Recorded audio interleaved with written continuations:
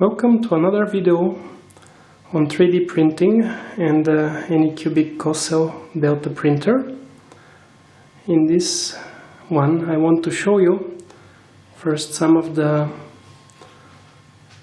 improvements that I've already done to the printer, and then show you what I intend to do with it right now.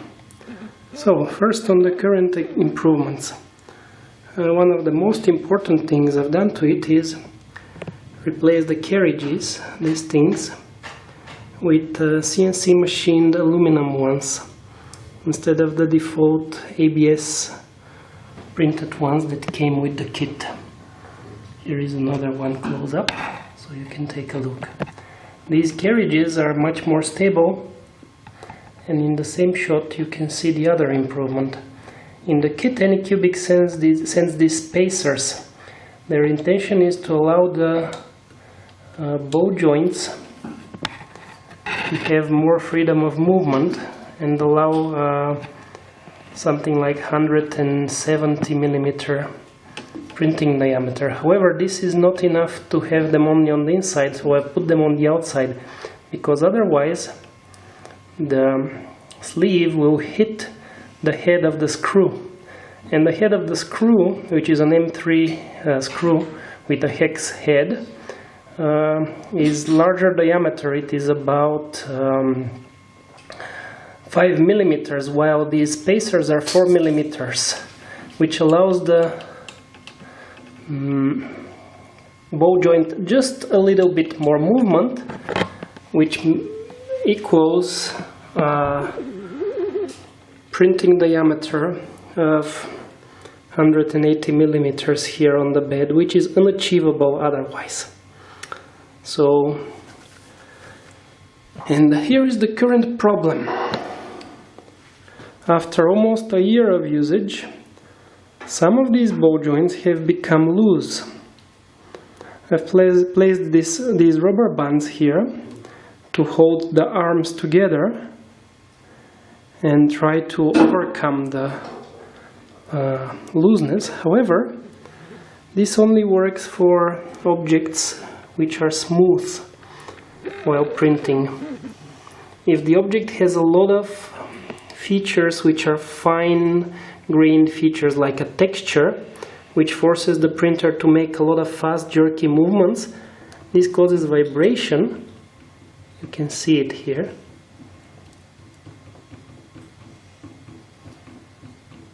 You can also hear it, and this vibration degrades the print quality. Some of these are loose, like this one. Some of them are not, like this one.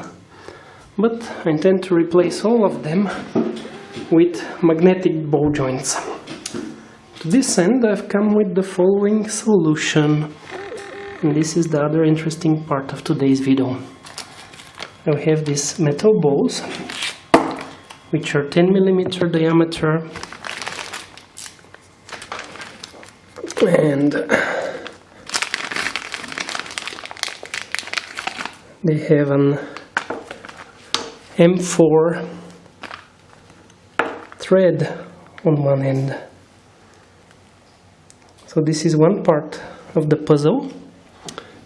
The other is carbon fiber rods and magnets. So how to put these three pieces together? Here is my solution. I've designed a custom sleeve which I can 3D print with the following features. On the front, you can see the magnet in there. Then the sleeve thins to 6 millimeter diameter. The magnet itself, the magnets are 5 millimeter diameter by 20 millimeter length, and they're very strong. They can hold these steel bolts around 300 grams per magnet and bow. So the purpose of the sleeve is, the magnet is in there, and I'll show you in a minute how I do this. I actually print the magnet embedded in the sleeve. You might have seen videos where people print captive nuts, and I've used a similar idea here. And on the other side it's a hollow. The sleeve is hollow, so the bow will go here and pivot, and on the other end we will have the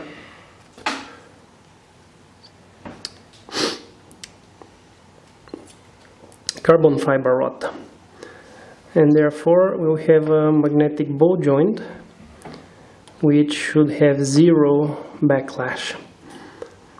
And the reason the carbon fiber rods are 6 mm diameter, 18 centimeters long, with two 20 mm magnets on both ends. This will end up 22 centimeters. My current rods, the default Anycubic ones, are 21.7 centimeters, so it will be pretty much the same. And as you can see, this part is printed like this, in this orientation, and I've used two places in the code where I pause. First, I print the cylindrical section of the part up to here, which is 6 millimeters, and I've cut off a piece of carbon fiber tube. The printer pauses here, I move the head away, I slip this piece inside and resume the printing. The printer continues printing up to almost the end, where I pause again, drop the magnet from the top, and resume the printing in order to print these last few layers which make up this spherical surface where the bow sits. Another interesting feature is that the last few layers, which is this spherical surface, are printed with 0.1 millimeter layer height to have a higher precision, and everything else is printed with 0.2 millimeter layer height. So now I'll show you how I print one of these. I've already printed two, and I need to print a total of 12. I intend to print half of them with, let's say, north pole of the magnet towards the bow, and the other half with south pole. This will allow me to choose if the rods disconnect during printing, whether they stick to each other or, like in this case, repel each other. So I'll show you how this is done. So how do we print these? First, of course, we start the print.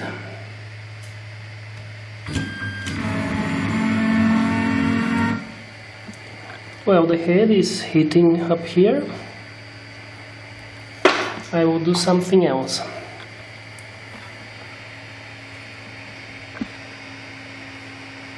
I will take a magnet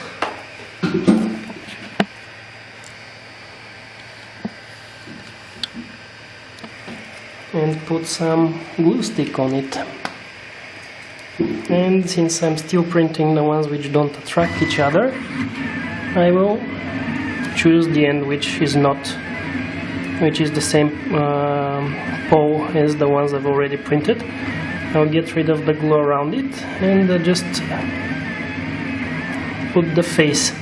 The reason this is important is because this surface of the magnet will be the surface on which I will print in a few seconds. And I'll do the same with the sleeve, which is just a 15 millimeter piece of the rod. I'll set this aside and go back to the print to show you what's going on there.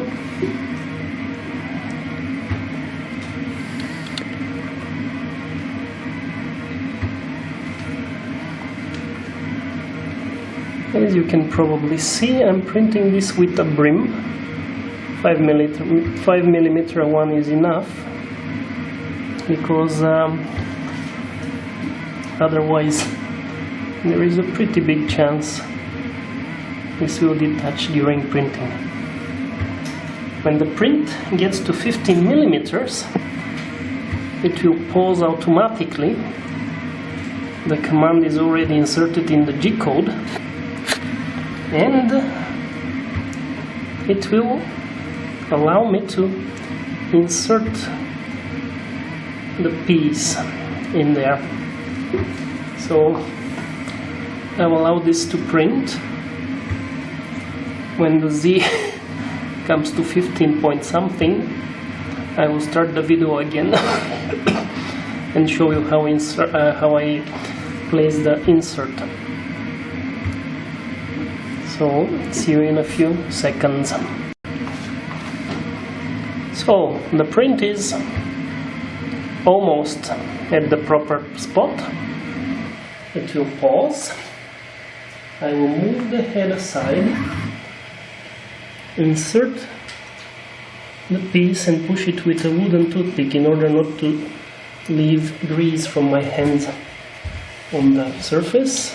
Clear the filament from the head because it otherwise leaves dirt, and resume. If everything goes smoothly, there will be a little bit of dirt on the outside, but it will continue printing. 20mm later in the print, I will do exactly the same for the magnet.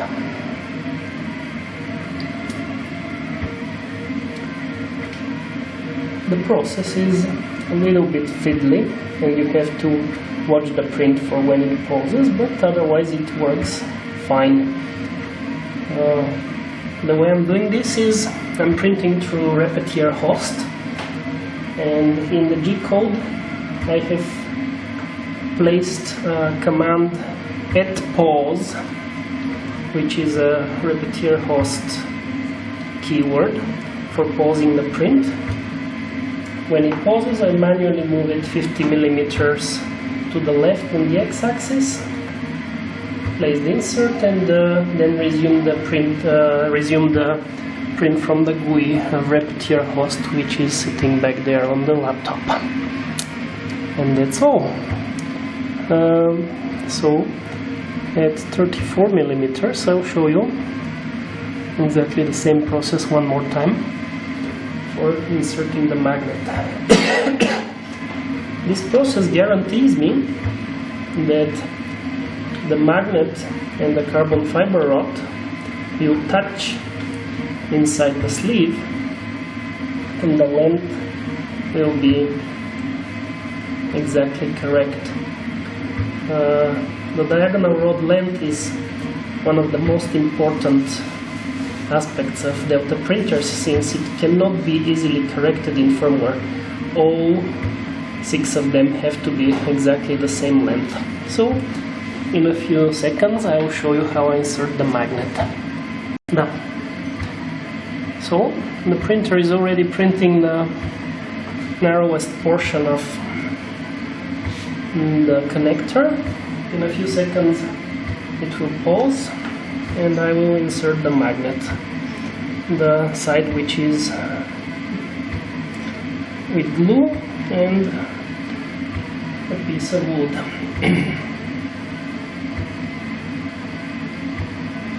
Here is the moment when it will pause. A few seconds. Move the head aside, and as you see, the magnet sticks to the ball joints as well.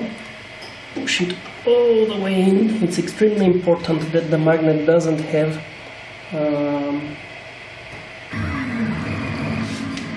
doesn't stick out of the print, because otherwise the nozzle will hit it.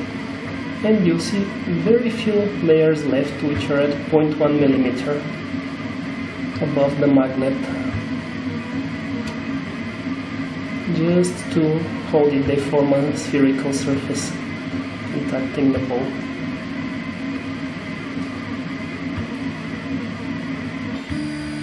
And that's it. Each of these takes around 7-8 minutes to print. And now I'll need to take the piece of carbon fiber tube out from here in order to be able to insert the rods later. You see here I haven't removed the brim yet. And that's it. Thanks for watching. Later I'll show you how I will install these.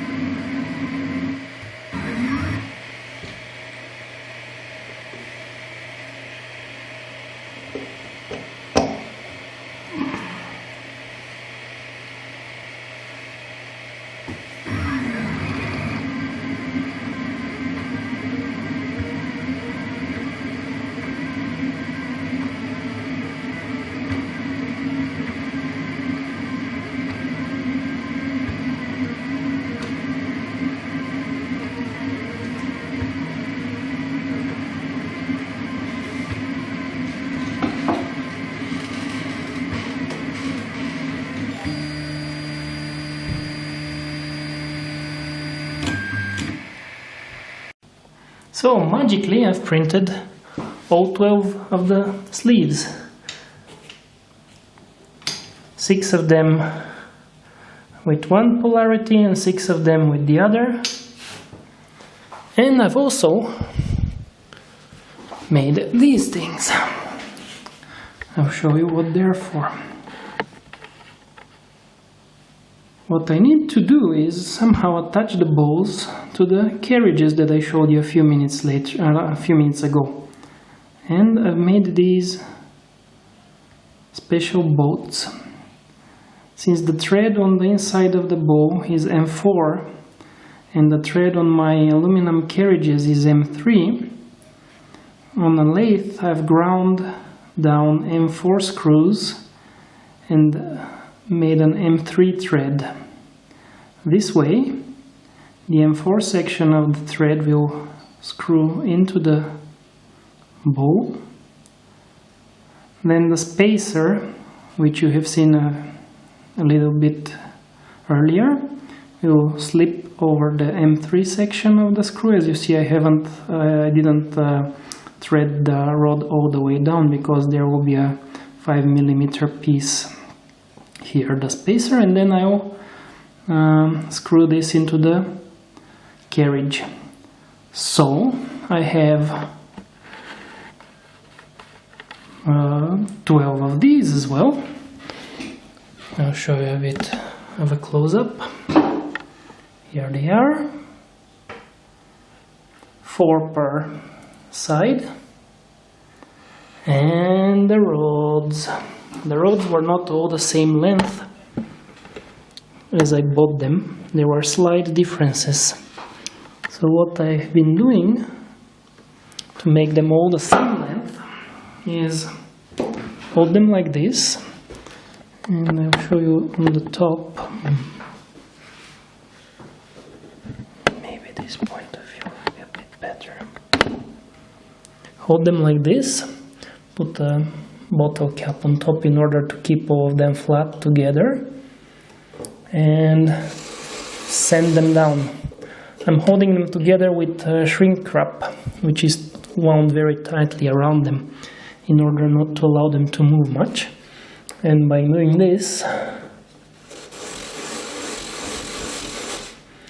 I've pretty much made sure that all the rods are exactly the same length. As you can see, I don't know how well it can be seen in the video. They are pretty much spot on, and here is the other side. So this is extremely important because all the diagonal rods of the Delta printer should be exactly the same length. And the printer geometry is sensitive to this. If they're not the same length, there will be weird inconsistencies in the print which are hard to correct for in firmware. And here I have measured the length of, or rather the distance between the tip of the bow and the end of the magnet inside of the sleeve, where the carbon fiber rod will rest when it's slipped in. So to make sure that these are all the same, I've done the following. Take the calipers, slip them inside until they touch the magnet, turn it on, but okay, let's start from the beginning. Take the calipers, slip them inside, zero them at this length. This way I'm taking out the 15 millimeters here, which are for the rod for go in, and then measure the complete length. 29.4 something. I didn't measure very precisely now, but this way I know the distance from the tip of the bow to the end of the magnet in here. So essentially this distance I can show you roughly. But if I measure like this, it will be 29 something.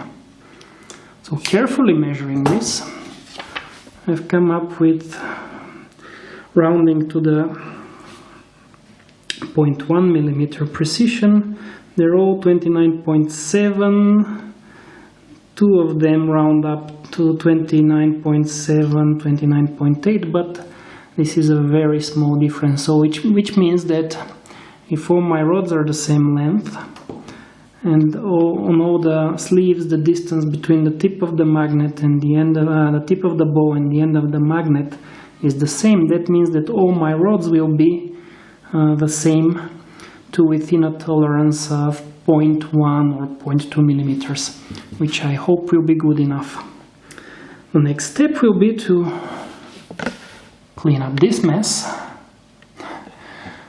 and glue the rods into the sleeves. I'll glue them with super glue for now, just a drop. Hopefully this will be enough. And then, next step, start disassembling the printer and replacing those old rods with the new ones. So, let's start. I hope this is not too disorienting to watch. The rods are auto-magically clean. I've acquired some super glue and I'll start gluing. I'll glue the rod ends in such a way that I have one of each polarity of the end at the end of each rod. The idea is that I want to have a choice when they disconnect. If they disconnect, I hope they don't, whether they stick together or they repel each other. I don't know if it makes a difference, but let's see. So I'll put a tiny little drop of glue on the rod, slip the print over, put another drop on this side, slip the print over, and perhaps leave it vertical like this to make sure they don't slip off, and continue. Since I've already measured the distances between the end of the bow and the tip of the magnet inside of each rod, this is not good. I should not have them close to each other. This should guarantee that each rod is pretty much the same length as every other one. So I shouldn't have to use a jig to make sure they're the same length as you have seen in some other videos or maybe instructions of how to assemble rods. So here is another one. I hope the super glue holds well enough. If it doesn't, I always go back and glue them with something stronger like epoxy. But I first want to see how well they will work to begin with. If they work well, and if it turns out the glue doesn't hold well enough, then I will glue them better. The only problem with magnetic ball joints that I can see could be acceleration in the printer, because as I already told you, each of the magnets and ball pair can hold 300 grams, and they have 6 pairs per side. So the platform is held by 6 of them, and the 2 of each are held to the ends of the carriages. So this should make it completely guaranteed that they don't slip off. But accelerations can have a huge difference, can make a huge difference. So we'll have to see this. So I don't have anything to measure this length very precisely. That's why I do all this measuring up front. But as you can see, my rods are now almost exactly 22 centimeters long, which is what I expected. Next step, take all these balls, sets of 4,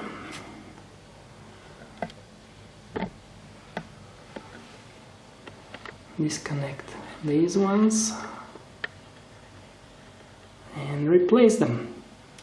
Here is another interesting point here.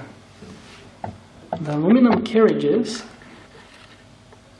are a bit narrower end to end than is the Anycubic aluminum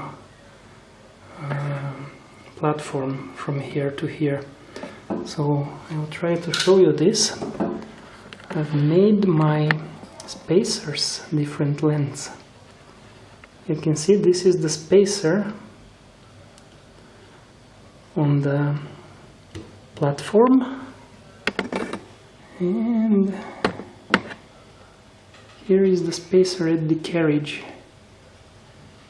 As you can see, these are longer. I custom made them like that to eventually make the distance, the overall length, the same. So from here to here. Sorry for the focus. So I've made them so that all the overall length is the same here as it is down here. This is important because this whole geometry has to be a parallelogram. The 2 arms should be exactly the same length, and that guarantees that this is parallel to the bottom and the 2 arms are parallel to each other. Next step, start disassembling this and putting the balls in.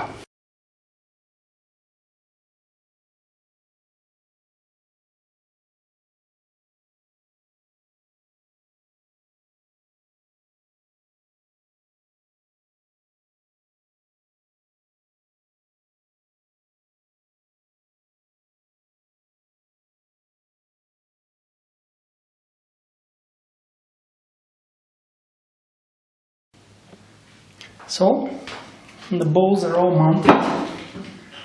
I'll show you what the new head looks like. Maybe give you a little bit of a close-up. Here it is. 8 balls. Maybe better from this side.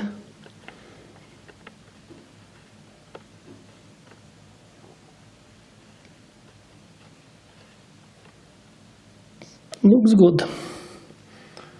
And the joints out here.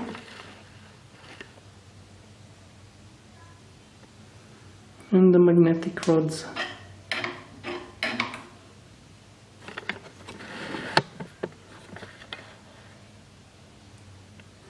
What I'll do next is I'll put a little bit of silicone grease on each and every one of them, because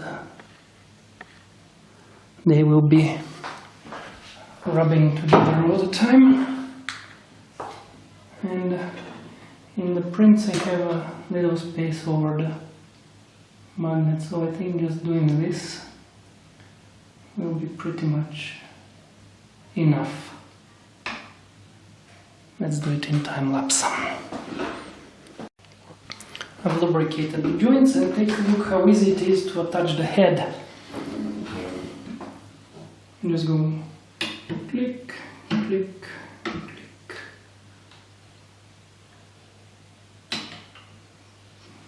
Click, click, click, and it's done.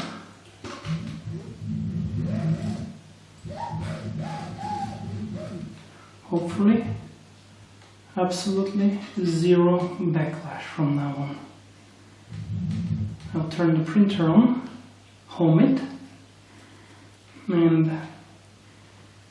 give you a close-up of whether the head is able to move now or not.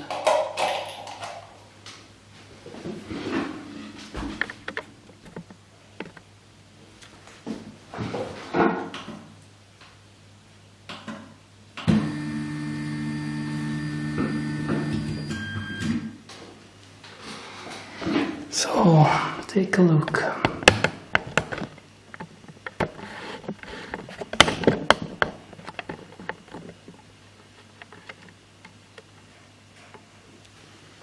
The motors are on. Trying to shake the head. I'm moving the whole table, but not the printer itself. Since the camera on the tripod is on the table, you can see that I'm practically unable to move it at all. Catch the head. The squeaking you're hearing is the table, but no movement. This is pretty much zero backlash. I can pretty easily detach them, and I've taken the opportunity to swap the polarity because I found it annoying that they stick together when they detach. Now they run away from each other, which I find a little bit better. And next step is to try and print something. Before printing, there is another important, very important step to do. And this is a little bit of adjustment in the firmware. The reason is that my new diagonal rods are slightly longer than the old ones. Here is an old one. It very conveniently sticks on there. You can see the top side.